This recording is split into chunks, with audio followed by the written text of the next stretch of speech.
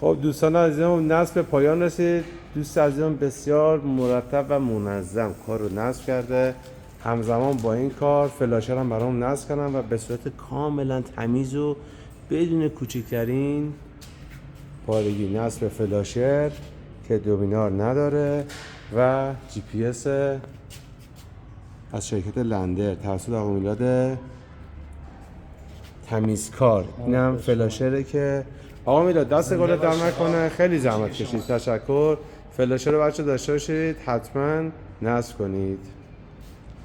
اینم نمونه کار آقا میلاده، ببینید چه تمیزکار و مرتبه.